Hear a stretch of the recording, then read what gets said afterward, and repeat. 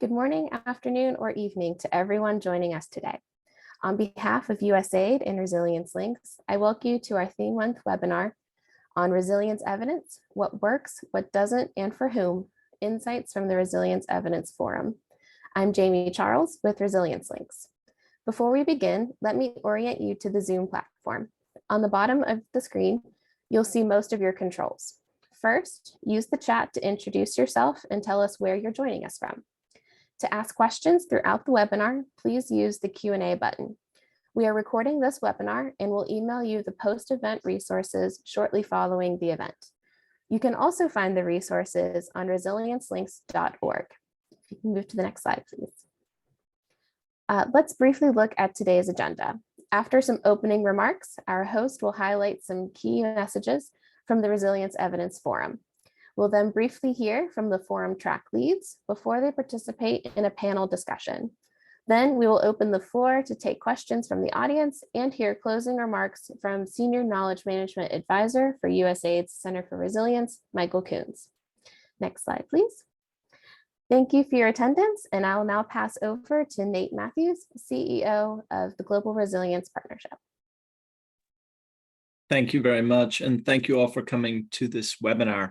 So, as mentioned, I'm the CEO of the Global Resilience Partnership. GRP is a partnership of over 80 organizations scaling on-the-ground investments and innovation, advancing and sharing knowledge, and engaging in policy to advance resilience action and investment. As you all know, mitigation is crucial within the climate change discussion, but we're also aware that we're living in a climate change world, and nowhere is this more true than in developing countries, and particularly amongst women and girls who bear the brunt of the climate impacts that we're all facing now. Resilience is much more than bouncing back. No one wants to bounce back to the place where they were before to be hit by the next shock or stress. And within GRP, we think about resilience across the principles of diversity, redundancy, connectivity, inclusivity and equity, and adaptive learning. And critically, is also about transformation. We want to help to unlock the opportunities within resilience building, the novel ways of stewarding our ecosystems, the novel ways of creating livelihoods. And while resilience has continued to gather pace in development and climate spheres, the evidence base is still evolving. And this is amidst, I should say, a continued and significant lack of funding. So it's estimated that we could need up to 340 billion annually by 2030 to meet our resilience and adaptation needs. Yet currently we spend about 50 billion annually, and about 2% of this is tracked from the private sector. So highlighting this really highlights the potential of evidence to mobilize and provide focus for further funding and investments. So it's within this context, GRP and USAID, with the support of a myriad of knowledge partners, including the fantastic speakers on this call, organized and delivered the Resilience Evidence Forum. This was the largest gathering to date of resilience evidence and measurement practitioners and researchers, and we helped produce with our partners the subsequent report that you'll hear about some more of today. And so I just want to end by saying that really the only way to move the needle in this complex but critical space is through collaboration. And we really invite all of you on this webinar to join us through the Resilience Evidence Coalition, which is a community that we're working to curate to continue to advance resilience evidence and measurement to drive investment and action. So thank you for joining us. I will now pass it over to Karina to take us through some highlights from the report. Karina. Thank you, Nate. Good morning, good afternoon, everyone. Really wonderful to be here with you today, exploring some of the key takeaways from the Resilience Evidence Forum, and also asking the question, what next, as we're in the middle of many climate-related events happening around us. If we can go to the next slide, please. The Resilience Evidence Forum, as Nate mentioned, was the largest gathering of its kind to date. It brought together about 200 in-person participants, joining us from over 45 different countries, and over 1,000 online participants as well. Among these, we had representatives from 140 organizations, out of which about 80 were contributors and speakers. And I think this really shows one of the key principles, one of the key design principles that we wanted to put in place for the Resilience Evidence Forum, which was really making sure that we prioritize peer learning, that we prioritize capacity exchange, and we really create the space for learning from different contexts, different geographies, different scales of resilience, and really create the space where we can have some of the conversations that have been missing in the past few years due to COVID and other challenges. We organized the conversations at the Resilience Evidence Forum across 5 key tracks representing units of analysis. So when we talk about resilience evidence, we really wanted to take stock of the latest evidence across key units, so ranging from people and households, communities, urban systems, socio-ecological systems, and also market systems and value chains. And here with us today, we have some of the co-leads of these 5 tracks, and we'll be hearing the key messages that came out from them. Alongside these 5 different units of analysis, we also recognize that resilience building efforts are also happening across a myriad of cross-cutting themes, whether we're talking about health resilience and health systems, whether we're talking about agriculture and food systems, whether we're talking about conflict or sustainable poverty escapes. We really wanted to make sure that we are looking at the key cross-cutting themes when it comes to resilience evidence as well. So both the Evidence Forum and the recently launched synthesis report are gathering all the key insights and the evidence presented during the conference. Next slide, please.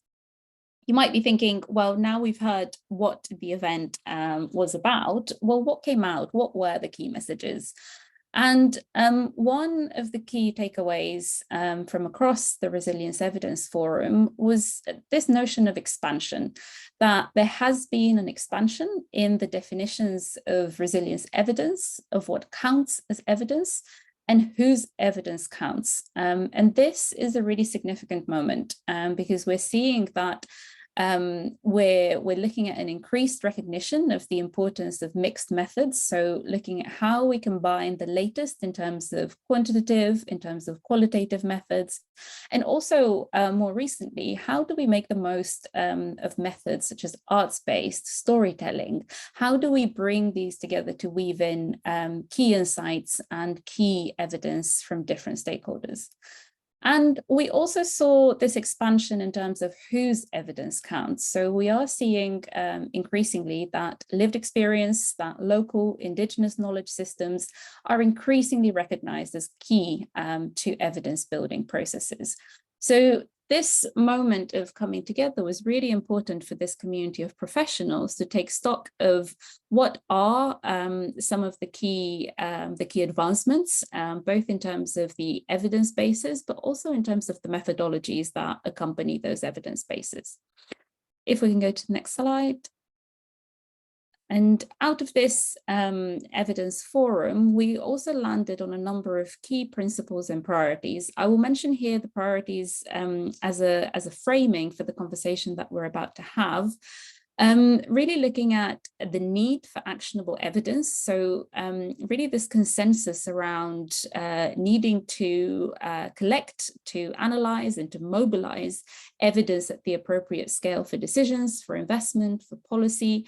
And really saying that this key priority is not something that is alone the job of measurement experts or evidence experts, but indeed this needs to be a shared responsibility across those who need to mobilize the evidence, whether we're talking about decision makers, whether we're talking about policymakers, investors, but also a shared responsibility when it comes to those producers, to communities producing and analyzing their own evidence, to researchers, to think tanks, and really creating this collaborative environment where we can address key gaps.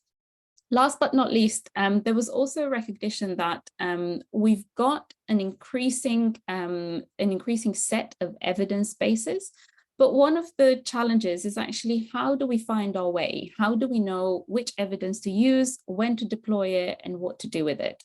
So again, one of the priorities emerging from the ref was really this notion of improving wayfinding, finding our way around the different evidence bases, knowing who are the key organizations or the key evidence holders, and knowing how to connect those dots.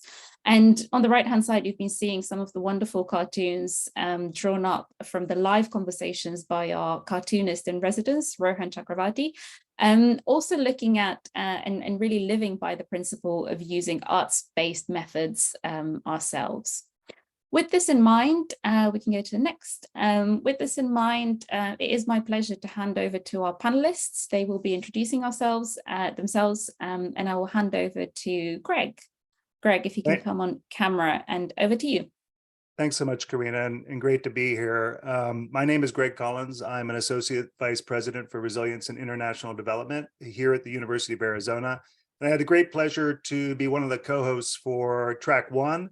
I'll give a shout out to Sophie Javers from UC Davis, who was also instrumental in pulling off that track, and I saw her in the chat. So just briefly, I'm gonna sort of highlight the key takeaways, and hopefully in the question and answer period, we can get it into a little bit more depth. But one first reflection for me is, yes, the body of evidence at the household level is nascent. We've only been collecting data on resilience for about 10 years, but what data we do have, what evidence we do have is really, really compelling. So I was struck actually, having been involved in this work from the early days at USAID in 2010-11, how far we've actually come in bringing data together. And I think an event like this really causes that type of reflection, how much evidence has actually been generated over the last 10 years. One area of evidence that came out at the forum was that there's not a single pathway in terms of people's livelihoods to resilience out of poverty and hunger. And then in fact, there's evidence that shows that some households are stepping up within agriculture and managing risk by climate smart practices, access to insurance and other financial services. But an awful lot of houses are diversifying their livelihood risk by stepping out of agriculture and even moving out of agriculture altogether, including through migration. And I applaud USAID in the last year issuing, I don't know if it was a policy statement or a programmatic statement, acknowledging the importance of migration as an adaptive strategy, as a resilience strategy. And there's been some really interesting research that was highlighted in the forum around that.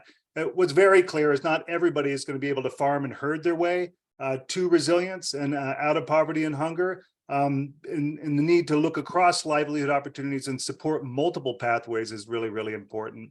A second major takeaway for me, and this is actually just reinforcing what we already knew, but access to financial services looms incredibly large in the evidence base as a source of resilience. We heard about mobile money and other digital platforms and the role they're playing in expanding access to financial services. We heard a really intriguing case in Rwanda, Ijo Hiza, if I'm pronouncing that right, a prominent and scaled example of a state-run savings program accessible by people in the informal economy. We also heard about USAID's Kuza project in northern Kenya that's helped drive transformation from village savings and loan to commercial access to credit for small and medium-sized enterprises, and did a really wonderful job outlining the transformation over a decade up there. And finally, we heard very powerful evidence from the MRR lab at UC Davis and its collaborators on the multiplicative effectiveness of combining financial risk management tools like insurance with other risk management innovations, including things like drought-tolerant seed. So not just additive effects, but actually multiplicative effects. A third really important takeaway from our track was that sources of resilience actually transcend sectors. We're not simply talking about access to financial services and livelihoods. We're talking about things like empowerment, aspirations, people's sense of agency, and their belief that they can shape their own future. And we saw a lot of this in relation to the BOMA project. We had the CEO of the BOMA project, Sam, present on his work and some of the new evidence that really shows that empowerment, sense of agency are not only critically important outcomes in their own right, but conditions that enable households to escape poverty against the backdrop of exposure to shocks and stresses. And I think it's really important that we hone in on this psychosocial sources of resilience and think deeply about what does that mean for our programming? What does it mean in terms of how we engage people in groups? And in that same vein, thinking about the evidence that Tim Frankenberger presented on social capital, we now know full well that the ability of households to lean on other households in times of need is a critically important source of resilience. So how are we strengthening that through our program, and at the very least, not undermining it? The other really important piece, and it steps a bit outside the narrow household frame, but it was included in our track, is the incredible evidence presented by World Bank and others on the importance of shock responsive safety nets. And that became incredibly clear during COVID and its economic impacts.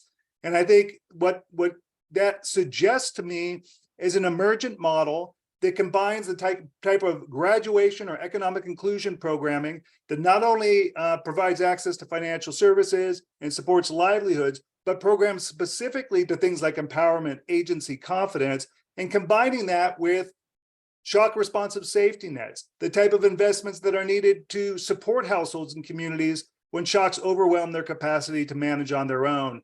And this fully steps out of our track, but in addition to shock responsive safety nets, economic inclusion and graduation program, complementing it with what Margie's going to talk about, market systems investments. And I think that really speaks to the need to program across these scales and think deeply from a measurement perspective about the relationship between these different scales. A final word on evidence generation. Abundantly clear out of this forum was how important this shock responsive, shock triggered recurrent monitoring system approach that Tango International, others in the REAL program helped innovate and apply across different countries over the last 10 years, really provides incredible new insights on how hard households are hit, how quickly they recover, and the sources of resilience that explain why some households and communities fare better than others. So with that, I'm going to pass over to Kazi.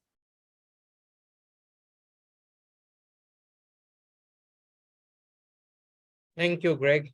Hello, everyone. I'm Kazi Zawad Hussain. I'm the Climate Resilience and Agriculture Manager of IDE. We are an international nonprofit, and I'm speaking from Bangladesh. So I had the privilege and opportunity to speak as a discussant in the communities track, which was organized by our amazing Suchi Vora of Global Resilience Partnership, and Lisa and Ariane from Climate and Development Knowledge Network, CKDN. Communities are important part of resilience measurement and evidence. And they're not only important, they are the heart, the beating heart of resilience evidence. So we came across from different organizations, different parts of the world, and try to speak about what are the latest evidence and stockage of the knowledge that our communities are building about resilience evidence and how they are seeing those progresses. One subtle reflection that came out of my mind from listening to all of the speakers and also the panel and people who actually was in the room, the different participants, it's very evident that none of us is smarter than all of us. And the Resilience Evidence Forum have help us understand the need of like communities, how this axiom underscores the local people and communities, especially those are marginalized, such as women, youth, disabled, displaced, are also becoming part of the knowledge creation, and their voices and their aspirations are reflected through the evidence generation information. So what we have also found that there are ways of how the top down of data centric evidence generation can be combined with human-centered design and other approaches in a way that people's voices and the data generation needs can convergence upon. So it's no longer a theoretical exercise. It have becoming established that how we can integrate the both ways of this sector and can lean on to the leverage of both of the facets to create programs and evaluate them so that there is a continuous generation of knowledge and ownership of those knowledges comes from within. So we have seen from interesting conceptual aspiration to implemented results. For example, the organizations like Greenheart Trust, Mathematica, CABE, Service West Africa, or IDE, they illuminated different examples of different methods and different evidence of these knowledge creation and how better to serve those community voices into the programming. We also felt that to empower communities to innovate efficiently, we must navigate the integrated network of information and resources that will foster the interaction and the span of global knowledge landscape.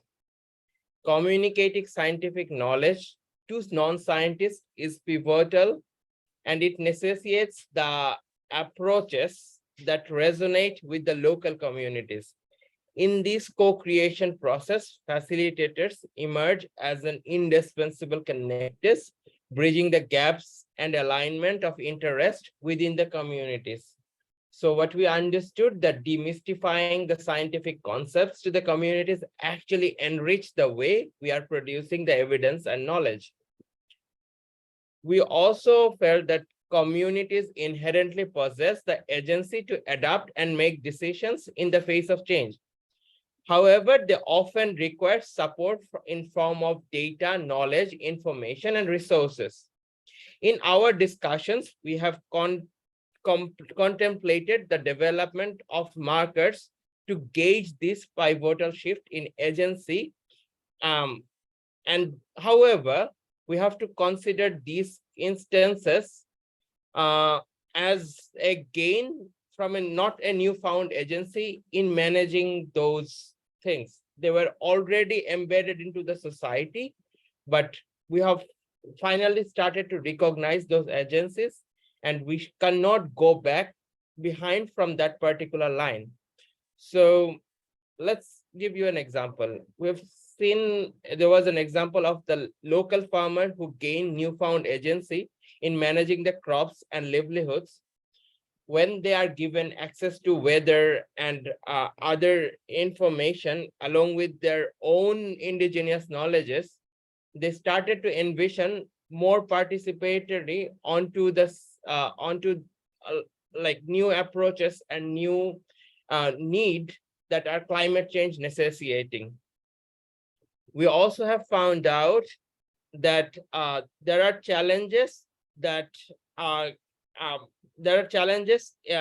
in crafting usable guidelines for diverse organization are not to be underestimated.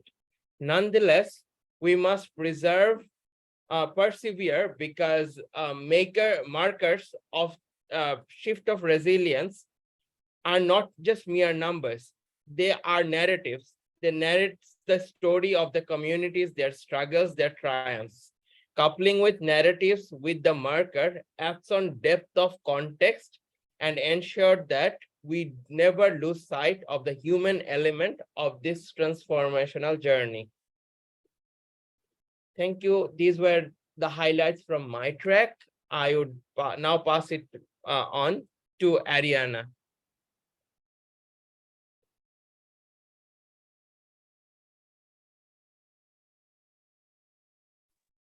Hello everyone. I'm Ariana Karamalis. I'm a Global Advocacy and Development Associate at Build Change.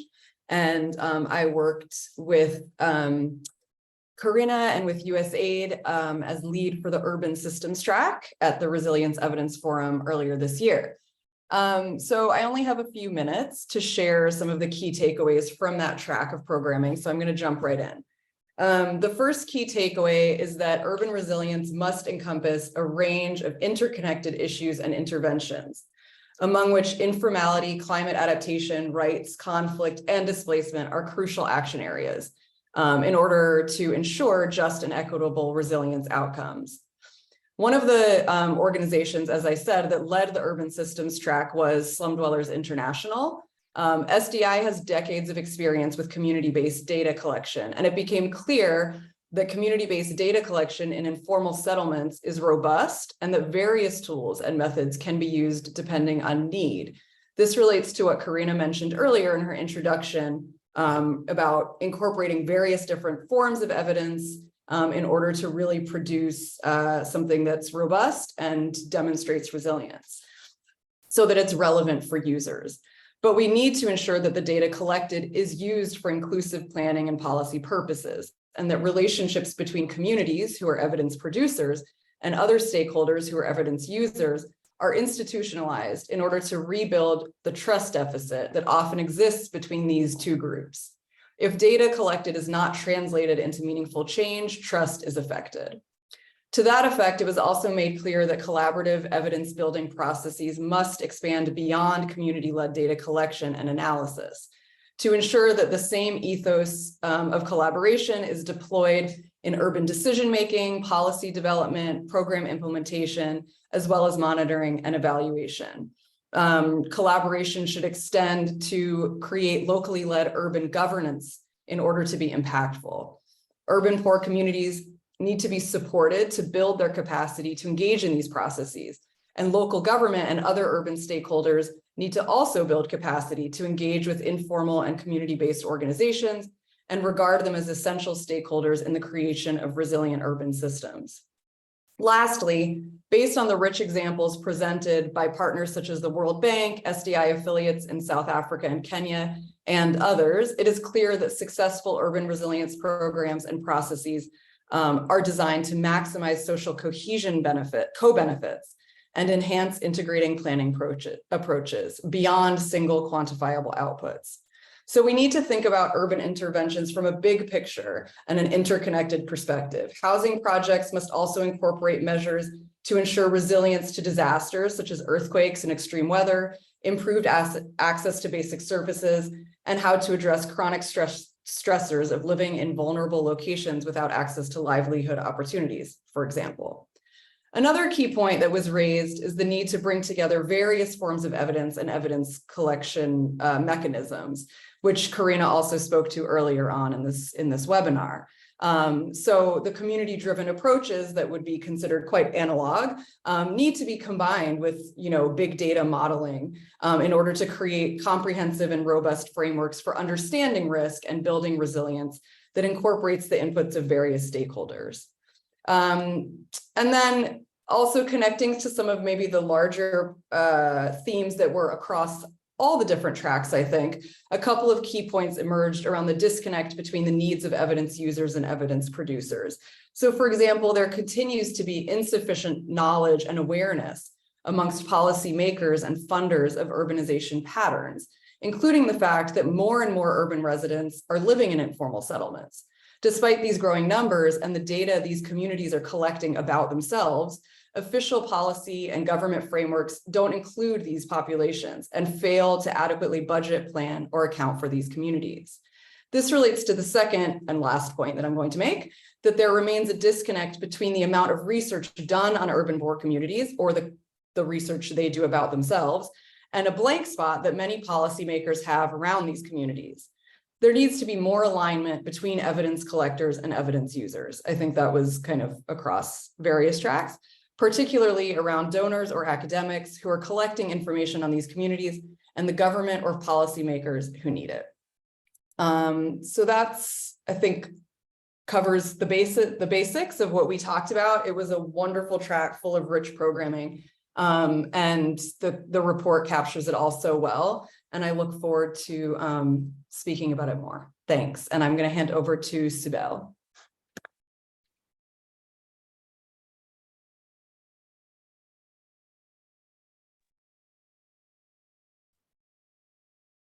Yes.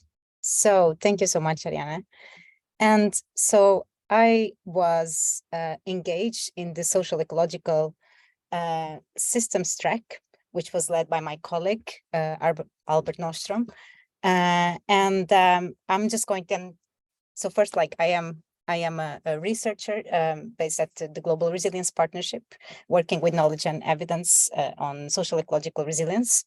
and also at the Stockholm Resilience Center. And so I'm just going to, like my other colleagues, jump to the key messages of our social ecological systems track. And so the first thing was that there was a lot of discussion still about what is social ecological resilience, and so on the need of really going behind just beyond, just like Nate said at the beginning, on this notion that resilience is just the ability to bounce back to the place where we were before, and so no, like to think about social ecological resilience, we need to understand that resilience is about the capacity to live and develop and flourish with change and uncertainty, by accepting that uncertainty, accepting the change, and sort of getting the capacities to navigate with that change. Then also, there was a lot of discussion around the still big divide between nature and people. And this might seem trivial, but it's actually not trivial at all. It's like all the systems that we are trying to change, from food systems to urban systems to water systems, they are intrinsically social ecological. What does this mean? Is that if we don't take this into account, if we just like act in one part of the system, like if we just act, for instance, like if we have a food system, if we just like think that interventions, agricultural interventions, solely focus on the landscape, they won't have impact in the system as a whole. So sort of they are not enough to true systemic change, because actually agricultural systems are social ecological systems. So it matters also to address like the social part of the system, not only, for instance, the ecosystem part of the system. And the same is valid to any other sorts of social ecological system. And so this means also that whenever we are assessing resilience and gathering evidence, we do need to gather evidence and indicators that cover both parts of the system. And what we see many times, and it was one of the main challenges also mentioned in the track, is that we have fantastic tools. Like we have, for instance, like, we can use like satellite data to sort of monitor things but they are still insufficient, because they also rely on particular types of indicators, for instance, like quantitative indicators only. So we need to find ways of sort of merging that, or getting a more multidimensional set of indicators to actually assess resilience of social ecological systems. Then another thing that was one of the main sort of focus of discussion within the track and in the various sessions was also the fact that social ecological resilience is not apolitical, and that is, I think that through the years, and I as a resilience researcher know that a lot of the research done around resilience has avoided sort of the discussions around power and around justice, and that there was a clear take, and I was happy that that discussion was so strong in the track. There's a clear increased conscious and awareness that we need to get we need to sort of recognize that power mediates resilience capacities. So sort of it matters who access resources, who access knowledge, whose knowledge is integrated into decisions, who decides what is important or what is discussed. And so we need sort of a justice and equity lens that can help identifying sort of the sources of resilience, also the barriers to resilience. For instance, a very typical thing, and there were like several examples around that also in the evidence forum, is that there are sort of measures for sort of building resilience, but these measures do not take into account like what happens. Are these measures going to sort of lead to increased inequality? Often when we have those types of dynamics, what happens is that they won't work in the long term, because whenever what we are doing sort of does not take distributional and procedural justice into account, for instance, then we are actually creating other sorts of problems that won't ensure sort of the success of the implementation of the measures that we want in the long term. And so there was a very strong focus around that during the trek. Then I was also, one of the things also that came a lot into the social ecological track in several sessions was a strong focus on evidence gathered on sort of nature-based solutions and whether they work or do not work, whether they actually promote social ecological resilience, whether they are actually nature-based, as they say, as they are. I was happy to see that, and actually very impressed to see like the amount of evidence that is being gathered around nature-based solutions. It is extremely important as we see that,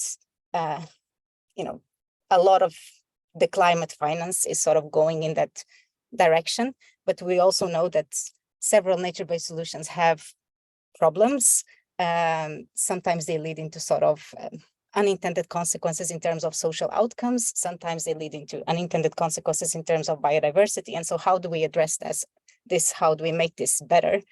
And one of the things that came out that was really interesting was sort of the development of a framework that was presented that is exploring sort of the impact of nature-based solutions on social ecological systems, resilience, and to reduce climate variability.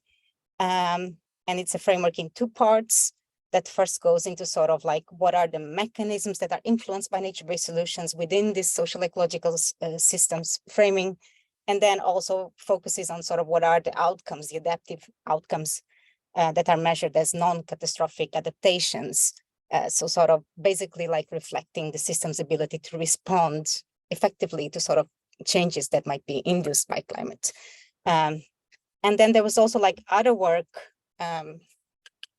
like for instance, like studies gathering assessing like more than 80 different nature-based solutions and sort of getting into the conclusion, seeing a clear connection where sort of the vulnerability of communities is actually reduced when the vulnerability of the ecosystems that they depend on is reduced. So like showing a clear social ecological connection sort of around these solutions as well. And so another final thing, just from the discussions also, was a discussion around sort of the challenges that we have around quantifying the value of nature, and specifically sort of putting a value on nature without putting a monetary value, or sort of how to account for these non-financial value flows of nature-based solutions and ecosystem processes. And yes, I think I will stop there and pass it to Margie. Thank you, Sibel. I'm Margie Brand. I'm the director with the Vicara Institute. I'm calling in from Cape Town in South Africa. Vicara Institute brings systems lenses to development challenges. And one of the key systems we look at is market systems. And this track around market systems resilience was a newer conversation within the Resilience Forum. And it was interesting how much interest there was from various actors in trying to understand how are market systems adding to resilience of households, of communities, how do we understand the resilience and within market systems themselves. The track really was divided almost into two different types of discussions that kind of emerged. And one was on the development actor side, what are donors and development programs doing? And the other was coming from the private sector perspective. And it was really interesting to see where these different starting points kind of overlapped. And a lot of what we spoke about was, what is the relevance of market systems resilience to be able to impact household and community resilience? And we really understood that the shocks and stresses that are impacting markets today and impacting communities are varied, and that how resilient markets are has a direct impact on the communities that they're servicing, the communities that they're buying from, and the communities that they're established in. And we spoke a little bit about what are the kinds of different types of business and market structures and types of strategies that are useful to support and promote resilience. We heard from the UNDP, for example, on how they are funding various types of business initiatives that are particularly dealing with climatic and economic shocks. We heard about bioclimatic construction methods. We heard about fog catchment systems. We heard about what the Near East Foundation was doing in that space. We spoke a little bit to CARE and got examples from Ethiopia on how they were working with the private sector in terms of addressing different shocks and stresses that would occur, for example, giving vouchers or supporting people with cash to go and access things from businesses rather than development actors providing these directly. We also dug quite deeply into the assessment piece and found that there were different types of assessments and frameworks for assessing that are emerging through the development actor side. And so we heard, for example, from IDE about their Market Systems Resilience Index.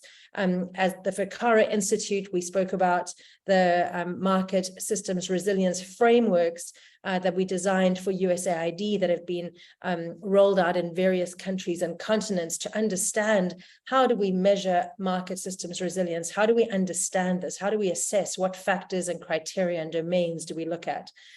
We looked a little bit at, FAO gave us this background to say we cannot look at market systems and particularly food market systems in the lenses we have traditionally done so. We need to understand resilience factors in a different way. One of the areas that was shared with us from for example, Wagenham Center for Development Innovation, where the ABCD of food systems resilience, looking at agency, looking at sort of the means and capacity of market actors to mitigate risks, looking at buffering the B, sort of what resources are they to fall back on, and looking at connectivity and diversity. And that connectivity and diversity piece was quite prominent in how to understand assessing through frameworks. To understand resilience. The private sector piece was really interesting because, we had speakers, for example, from McCormick, the big global spice organization, who are looking at, where you're looking at countries like Madagascar, where there's 80% of vanilla production in the world, looking at other countries such as Turkey, Honduras, Indonesia, Vietnam, who had got the majority of production around black pepper, oregano, vanilla, red pepper, whatever it might be, and recognizing that with these companies, resilience is inherently part of their conversation. And they spoke about enduring supply chains. And from a private sector's perspective, talking about enduring supply chains. And we'd heard from the development actor side that one of the ways development programs were motivating businesses to start thinking about investing into resilience in communities was to invest into their supply chain. So supply chain seemed to be a very common denominator as an entry point to make the case for understanding resilience and building investment of the private sector and even development actors' support of that investment from the resilient supply chain side. And we spoke about examples where certification or branding was taking place to motivate more of that investment because it made a difference on the customer side. And for example, McCormick spoke about, so they're growing for good trademarked initiative. I'll mention one last piece, which I think is an interesting piece to end on. We heard from the University of Cape Town Business School and the research they're doing in various business models to understand what type of ways are businesses in the private sector looking at resilience. And what they found is that the companies inherently are looking at signals of resilience. So what are signals of fragility and signals of resilience, but maybe looking at things slightly different to what the development programs were looking at this. Things such as labor stability issues. What are factors that can affect labor stability that could affect those businesses' supply chains or retail networks? So they're keeping a close look at indicators around this. Things such as power issue stability, energy power. So energy stability in areas. Other areas such as what is possible social disruption because of rising food costs or lack of food availability. Another issue was water supply and water availability in the supply chain. And so what we found was that companies were so closely tracking these as an inherent part of their operations. And we had an interesting discussion around, could we as development programs start working more closely with the private sector, understanding the factors that they are actually analyzing as part of their business strategies, and how do we learn from that and feed that back into the strategy for our development programs. We recognize that a lot of this conversation will be brought together at the annual Market System Symposium, which is the global symposium looking at market systems specifically, happening later this year. But with that very interesting discussion, let me hand back to Karina. Thank you very much, Margie, and thank you all of, a huge thanks to all of our panelists today. As you will have heard, the Resilience Evidence Forum covered a huge amount of ground in terms of the latest evidence, in terms of the latest conversations, both around what works, what doesn't work, and also what are the methodologies by which we can tell the difference between the two. If I can ask our panelists to join me on camera, and we're going to start taking some of the questions from the Q&A. So please keep bringing them up. Please use the Q&A function. And perhaps, Margie, I'd quite like to start with you with this theme around resilience makes good business sense. I was really left with this remark from Michael Okorafor, the CEO of McCormick Spices, and it was really impressive to see some of the case studies presented at REF from different private sector stakeholders who are sharing really trailblazing stories of how they're embedding resilience, not just in operations, but in reporting, across value chains, and it makes good business sense. But we're also seeing that financial flows and funding flows into resilience from the private sector are currently around 2% of the current level of investment into resilience. So maybe a difficult question to start with, how might we bridge the gap? Where do you see the potential to ramp up? And where do you see any bright spots or any hopeful signs that tides are shifting? But I think this is an interesting question because it also links to how do we measure the space? So how do we measure what those flows are? And I think the flows are much higher than we think in terms of what are we saying that is around resilience, but what is inherently part of what a business is doing as part of their market structure, as part of their strategy and their normal investment that they're doing. And I think a lot of the conversation that came out was that this is something that businesses are doing. They have to do it. Businesses are recognizing they're operating in conflict environments, they're operating in food insecure environments, they're operating in climatic environments which are causing lack of energy, lack of water shortage, or clean water. And so these are things that businesses have to take into account. And what we're finding from some of the research that was shared at REF and beyond is that businesses are recognizing the need to be tracking this in terms of research. They're changing the kind of indicators they're using, and they're starting to invest more. And I think what we're also recognizing is that for businesses moving into new areas, that maybe where there is, or operating in an area where maybe there wasn't conflict before, but there wasn't as much food insecurity, but that's growing, that there is an incentive to show businesses an opportunity to strengthen supply chains, to strengthen retail distribution, to actually start almost taking more of an interest in the bottom of the pyramid, customers and suppliers, which are really critical in many cases to their business models. But how do they start more proactively realizing what are the needs, what are the interests, and what are the challenges that area, and bringing that as part of growing their business model. So we spoke very clearly about this is not doing something for corporate social responsibility reasoning. This is about increasing investment because it increases the bottom line. It's about increasing investment because business cannot cope. And the businesses that are coping well are doing, such as McCormick, where they're saying, we cannot operate without this. Thank you very much. And I think some really key takeaways in there. And I'm going to jump to another cross-cutting theme, which was around the fact that resilience is all about people. And Greg, I'll come to you on this in terms of what Margie was talking about just now in terms of market systems and private sector and value chains. There's a really beautiful segue between all the different tracks, actually, in terms of this cross-cutting, the role of people and actually why we're doing this and the role of resilience building. So the question, and I'd also like if you could address one of the questions from the Q&A, what have you seen shifting in resilience programming approaches over the past period that we're looking at measurement, we're looking at evidence building? What do you see shifting? And also what might you have, you know, again, bright spots on the horizon with COP coming up and many other events? Yeah, great. I mean, I think one clear sort of frontier issue that's clear, and even just the presentations given today, is the need to look between these scales to understand that there is some interdependence on the resilience of households, on market systems, on food systems, on the socio-ecological systems that Sibel talked about. And I actually, you know, yes, at the end of the day, we ultimately care about the well-being of people.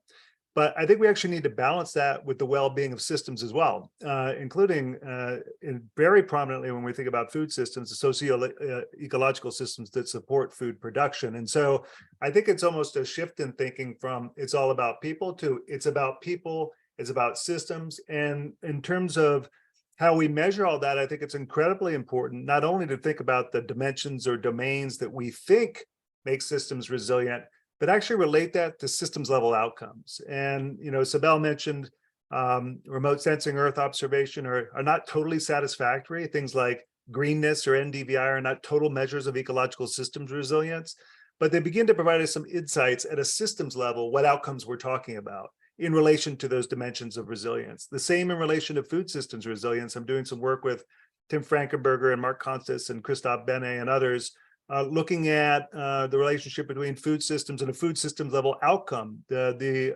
availability of affordable, safe, nutritious food. That's a food systems outcome. Yes, it relates to the food security of individual households, but it's actually an outcome at the systems level. So I think both in terms of balancing what outcomes we care about, we actually can care about more than one at the same time, but really advancing the measurement work to begin to look at the interscalar relationship between these different scales of resilience, and not presume that households that exist within a resilient market systems are themselves resilient, and vice versa. There are resilient households within systems where the markets are not fully resilient. So it's unpacking all that and advancing that work is super important. In terms of the horizon, in particular in relation to COP28 and all of that, is there's an urgent need to take some of the ideas and practices that everybody's talking about here and begin to apply them not only to the near-term shock events like droughts and floods that resilience is focused on, but begin to think about the timescales associated with climate adaptation. And it's not just timescales, it's uncertainty. And it's not just uncertainty, it's the possibility of a range of climate futures. So as if resilience, I like that one cartoon, an unclear prompt for resilience measurement. Well, it's even less clear if we begin to unpack all the challenges of measuring climate adaptation, but it simply will not do to measure climate adaptation only by measuring climate finance and climate actions. Now, that's a really important thing to measure in terms of the global stock take, but we've got to move beyond that and begin to measure whether or not households, communities, and systems are actually better adapted for not only a changing climate, but a climate future riddled with uncertainty. Back to you, Karina. Thank you, Greg. And I think that nuance and the different layers, I think, was so critical to the conversations at the Evidence Forum. And I think that was actually the richness of it, that in many of the conversations that I was part, actually, we really took the time to say, well, let's unpack this. Let's look at the layers. Let's not just jump to the immediate, to the immediate answer and to say, yes, this is easy, we can solve this. So I really love how you're bringing together some of these elements. And maybe moving on to some of the questions around systems and around nature, there were some questions in the chat, Sibel, that maybe we can address a bit in terms of the greater focus on nature and some of the tensions here with urbanization as well. And also, again, maybe a similar question to you as well. What is on your horizon in terms of some of the gaps, perhaps, on how do we evidence transformative outcomes? How can we tell whether we're in the midst of a systemic transformation? How do we know what might be some of the measures or some of the metrics by which we can tell, are we going in the right direction? Yes, thank you, Karina. And yes, I guess that maybe I just start to comment a little bit on the question that was made in the chat.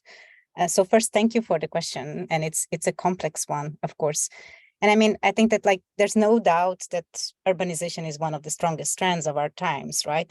And sort of urban areas become like a huge attractor of not only financial resources but also knowledge and capacities, right? And so, but I guess that I think that part of the solution to the question that you were saying is the recognition that sort of urban systems are also social ecological systems. So I think it all depends on how, on what these financial sort of resources are actually enabling.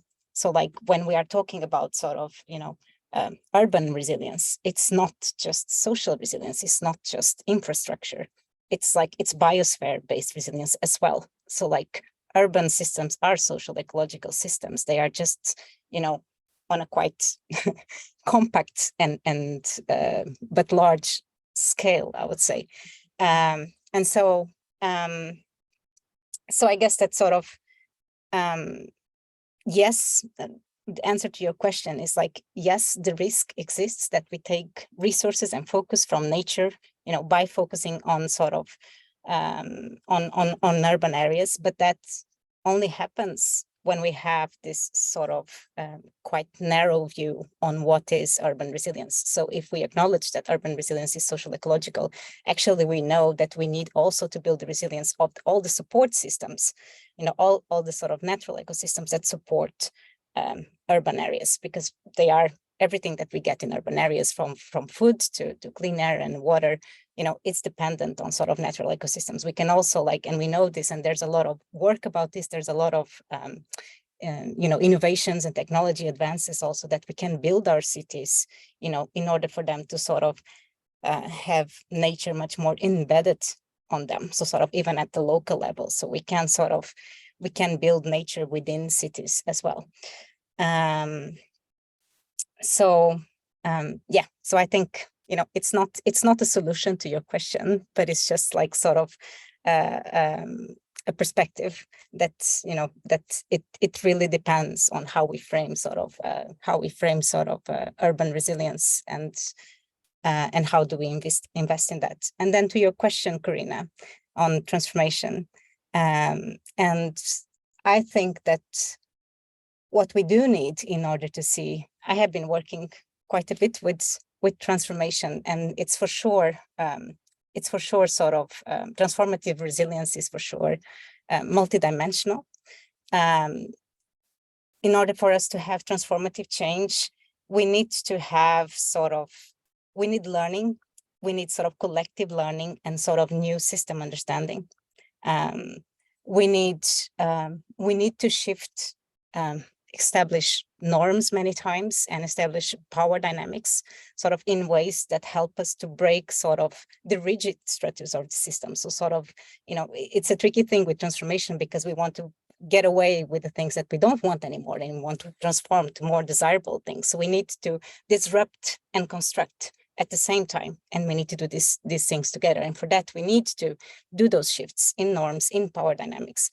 And then we also need, we need cross-sector and cross-scale collaborations. And this is really important. And we see this in a lot of the transformations research that we do. We see this like talking with several practitioners around the world, right?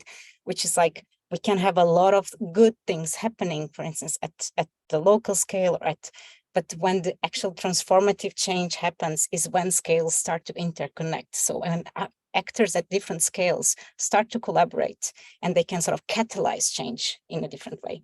And this goes both sort of from top down and bottom up, right? It's the meeting of these things that matters. So I think that we need to have a set of sort of indicators that captures these dimensions. Sort of, is learning happening? Are we seeing like new system understanding? Are we seeing sort of these collective processes? Are we, if we're trying to transform a system, are we actually going into these shifts in norms and power dynamics that matter? Are we actually doing sort of these cross-scale connections and collaborations and cross-sector collaborations that we need to have in this system in order to sort of promote this transformative process? So, we need to start following this specific, multiple dimensions of transformation and to monitor this over time. It's not easy, but I think that is the way. Thank you, Corinne. Definitely. And I think, again, like we come back to this point that Greg was raising as well around the interdependency and how do we work across scales, and also acknowledging that this takes a lot of time and resources in itself as well, kind of spanning different skills, different disciplines, different types of professionals. And it is about creating that collaborative tissue. Speaking of collaboration, I would like to segue a bit into the urban track and some of the examples there around like collaborative evidence building processes and the latest regarding that. And I know that there's also a couple of questions in the chat. So again, maybe a blended question to you, Ariana, whether you can touch on this point around infrastructural resilience, whether you can touch on a question that was previously in the chat in between rural and urban. And again, how do we bridge this gap, which is perhaps, again, a false divide? And last but not least, again, looking ahead, ending to the question, Urban October is coming up, COP is coming up. What sort of bright spots or hopes do you have for the season ahead? Thanks, Karina. Yeah, I think so. Let's see, I'll start with the urban-rural divide question, which I think what I would say to that is, I mean, Nate gave a really good response in the chat to that question, and I won't repeat that, but I think that what I would say to that is, of course, many of the people coming into cities, not just recently, but over the past, decades, 2, 3, 4 decades, are coming from rural areas where, for whatever reason, whether it's livelihood or, climate related issues, they're moving to cities. That's not going to, there's no predictions to show that that's going to slow down or stop anytime soon.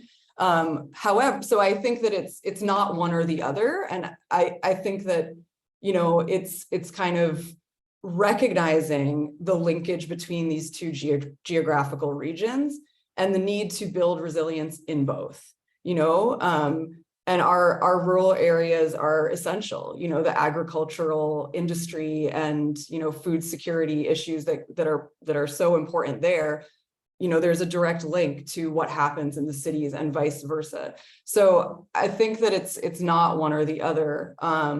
And I guess I would connect that to what we've seen at a lot of these spaces, and I've been in the urban space for quite a while and kind of always have my urban radar on in a lot of in a lot of these spaces like COP28 and such. And generally speaking, I would say that the specific discussions around urban issues are really limited. There haven't been that many over the years, and a really specific understanding of what resilience, what impacts of climate change, what these issues look like in the urban context, and for, specifically for urban poor communities, has also really been lacking. And, I was at COP last year and that was true there. Having said that, there is, I think, signs that there's kind of more attention starting to be given to these issues in urban areas. So last year, there was the first ministerial meeting of urbanization and climate change at COP27, and there's another one coming up this year that brings together, results from the IPCC reports, which now specifically have talked about cities. It brings together, different government and non-government stakeholders who are looking at these issues in urban areas. And I hope that it's the beginning of really looking at some of the stuff that we were exploring at REF, the interconnected nature of all these different systems that meet in cities. And what does that look like? What does that mean? And what kind of solutions do we need to address, these systems connect everywhere, but in cities, they're like so on top of each other. They're just interconnected in a whole other way. And I think that's what I hope that we can, start to see solutions coming up and scaling up that address that. And just the last thing I'll say, especially with regards to Urban October, I was just looking at like what is some of the programming that's kind of emerging around Urban October. And a lot of it is at the national and the city level. And I think that that's really appropriate, that so many of these important conversations and relationships between stakeholders need to be happening, at the city level, and creating spaces where these different groups can come together and talk about what is happening in their cities, and what evidence exists, what is needed, what solutions exist, where the gaps are, et cetera. So I hope that both at the city and national level and at the global level in spaces like COP, the momentum that I think is starting to pick up to really look at these issues in an specifically urban context, continues to build. Thanks. Thank you so much, Ariana. And yes, I think it's really key. And again, really paying attention to this question about scales, because I think it can be a really good indicator that collaboration is happening. So when we see, for example, urban conversations actually being lifted at regional or at national scale. So really key insights there. Kazi, I would like to come to you next, and also a note that our time is slowly running out. So if you've got any burning questions, do add them in the chat now, and we'll do our best to do a round of written responses among the panelists. But Kazi, coming to you, there's a question in the Q&A about the role of participatory resilience. And I also had a question that was around how do we bring together these conversations around indicators for the principles on locally led adaptation? I know that conversation is progressing at pace. And also any reflections from the climate weeks and some of the conversation happening there around LLA, around metrics and indicators. And again, maybe some hopes or anything on your horizon as we go into COP. Thank you, Corina.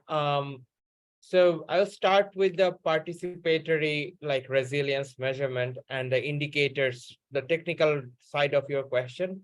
So in the Resilience Evidence Forum and conclusively in other resilience related community, we are starting to see resilience metrics are also becoming part of other organizations' work modus operandi.